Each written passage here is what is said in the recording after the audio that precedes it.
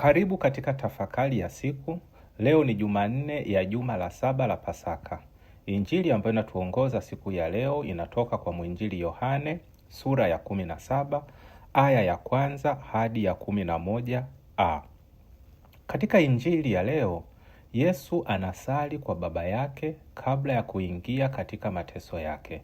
Katikati ya sala yake, Yesu anasema, uzima wa milele ndio huu, wakujue wewe Mungu wa pekee wa kweli na Yesu Kristo uliyemtuma. Maneno haya yanatualika kujiuliza swali muhimu sana katika maisha yetu.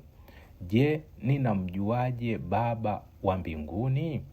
Watu wengi wanamjua Mungu kwa kusikia tu. Wengine wanamjua kupitia maneno ya watu. Lakini Yesu anatufundisha kwamba tunapaswa kuwa na uhusiano wa ndani na wa karibu kabisa na Mwenyezi Mungu. Huu uhusiano wa ndani na wa karibu na Mungu, kwanza kabisa tunaujenga kwa njia ya sala. Huwezi kumjua mtu bila kuzungumza naye. Vivyo hivyo, huwezi kumjua Mungu bila sala. Sala sio kurudia maneno tu, bali ni kufungua moyo wetu kwa Mungu. Kadiri tunavyosali, ndivyo tunavyoanza kuelewa upendo wa Mungu, huruma yake na mapenzi yake katika maisha yetu. Na pili, tunamjua Mungu kupitia neno lake. Mungu huzungumza nasi kupitia maandiko matakatifu. Watu wengi wanataka Mungu aseme nao, lakini Biblia zao zimefungwa kila siku. Tunaposoma Injili, tunamuona Yesu alivyo mwenye huruma, alivyo na msamaha, alivyo na upendo na uvumilivu. Na Yesu mwenyewe anatuambia, aliyeniona mimi amemwona Baba. Kwa hiyo kumtazama Yesu ni kumjua Baba wa mbinguni. Na tatu, tunamjua Mungu kwa kuishi upendo.